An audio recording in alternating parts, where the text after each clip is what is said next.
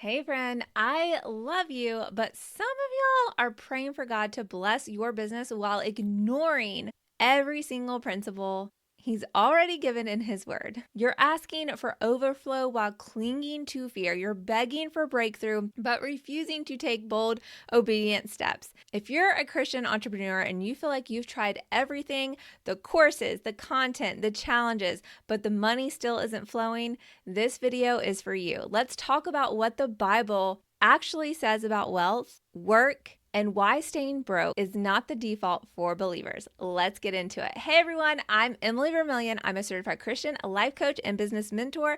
And on my show on Fridays, we talk all things entrepreneurship from a faith-based perspective, of course. So today, somewhere along the way, many of us have picked up this quiet belief that being poor equals being holy, and that charging for your gifts or your services or your product is selfish, that ambition is worldly, and building wealth is prideful. I'm here to dispel it. Friend, I know that's not what the scripture teaches. That's cultural confusion and religious dogma, and we need to clarify because I have felt that way before, and I really had to realize what God says about how to steward what He provides. So, Proverbs 10:22 says, "The blessing of the Lord brings wealth, and He adds no sorrow to it." In context here, wealth is more than just material provision. It also is peace, spiritual fruitfulness, and purpose-aligned impact. It's also about wholeness and not hustling. And 1 Timothy 6:10 is often misunderstood. For the love of money is a root of all kinds of evil. Money isn't evil.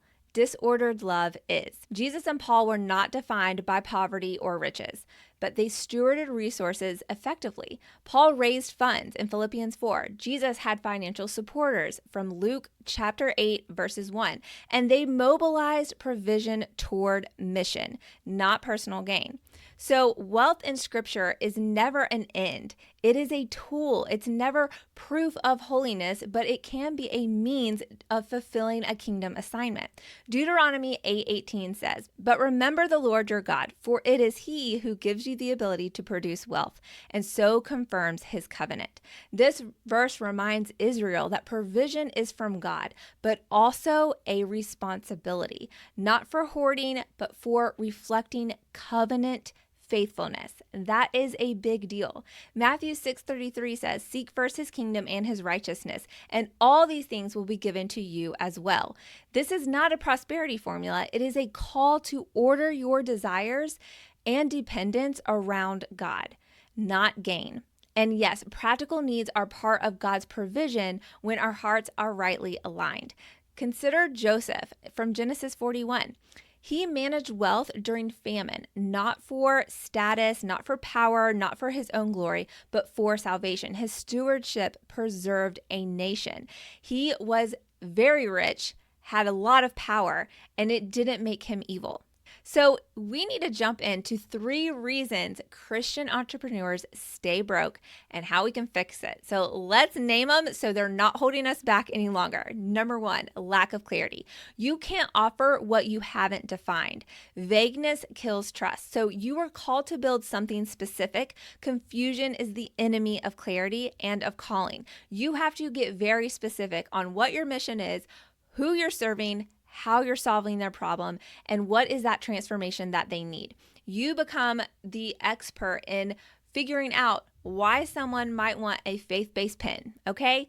A need, someone needs something to write with, and someone might need a pick-me-up. Maybe it's inscribed with biblical affirmations. Who knows what the uniqueness to your pencil is, but you would know if you were passionate about starting pencils. So if God's calling you to it, there's a purpose in it, and lack of clarity comes from fear, and it comes from not taking action. So by taking action and moving in faith, we become more clear on our mission, and it becomes ever more apparent where God needs us to steward what He's provided. Number 2, fear of sales.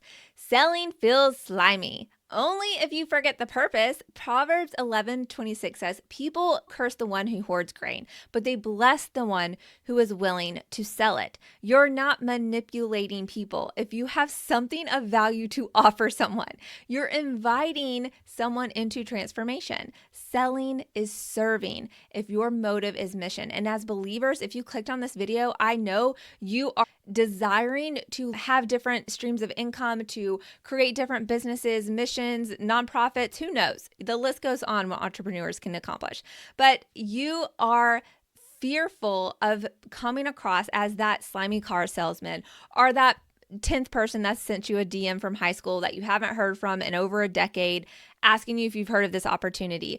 We know about sales because since the inception of cell phones and internet access to us 24/7, we have been sold to nonstop 24/7, 365 days. So none of us are not aware of when we're being sold to, but I think that creates in our mindset, I don't want to be like that. But when you are offering something of value, people know they have to pay for it and they want to. Here's something I realized as a coach. I gave so many things away for free in the beginning. I had a blog, obviously that was for free. I've had a podcast for years. People can listen to that for free. I've given away coaching tools and workbooks, and I've had a newsletter for years where I'm constantly surprising them with little things that I put in there for them to download and use.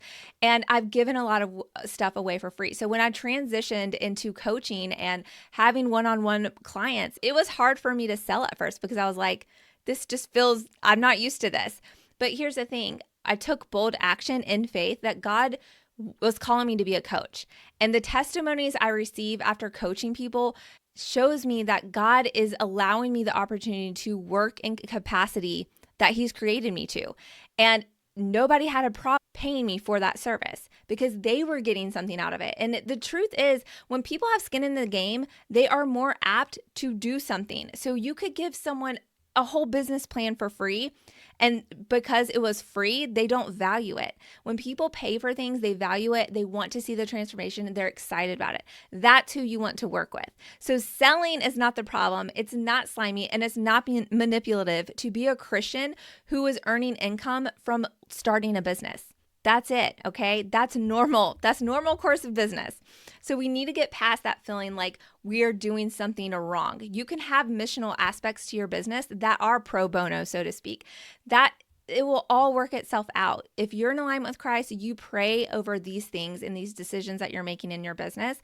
And earning income is a provision from God, and it's okay. Number 3, lack of confidence, not in yourself, but in God through you.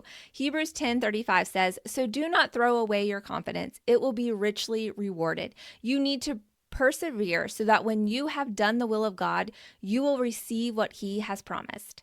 You're asking for confirmation while ignoring the call. You don't need more information. You need obedience, not another course, not another free guide. You need to take action. That's what you need to do. And you need to feel confident in God's love for you, His calling on your life, and being okay with stepping in faith. When we look to scripture, people who were doing things and taking big action and making big impacts for the kingdom were stepping in faith.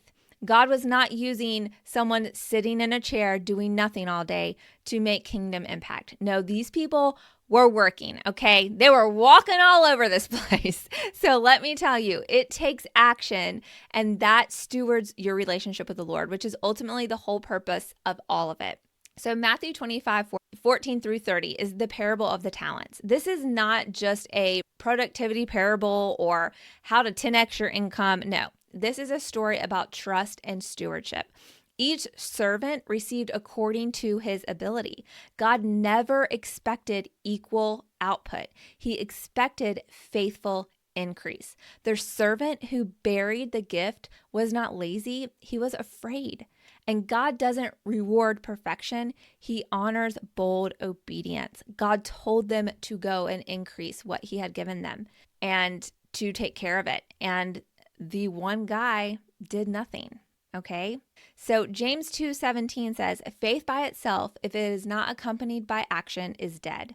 You can't pray for provision while refusing to act on God's promptings. Faithfulness means working the thing God put in your hand and even not knowing exactly what you're making. Nehemiah too. Nehemiah didn't just pray, he planned, he presented a case, and he led a building effort that changed a city. Prayer and planning are not at odds. They are partners. So remember that when you are working through this process of launching your business, launching your dream, taking action, partner with the Lord. If you're done shrinking back, if you're done spiritualizing fear as wisdom, if you know it's time to start stewarding what God placed in your hand with excellence, then I want to invite you to the Bold Life Accelerator.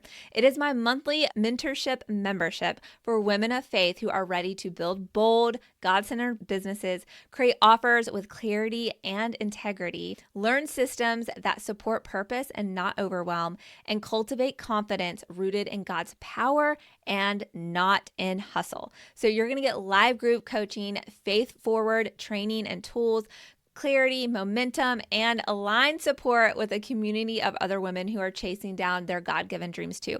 You weren't meant to build alone, and you're not meant to stay broke. You're just not. Let's multiply what you've been given with boldness, obedience, and faith. So click the link below to join us now and drop kingdom in the comments if this message stirred something inside of you, if you're ignited, you feel a zeal again to get started on that dream and taking action. You're not behind. You're not disqualified. You're exactly where you need to be to say yes. Watch this next video. I look forward to connecting with you. Let's build together. Bye for now.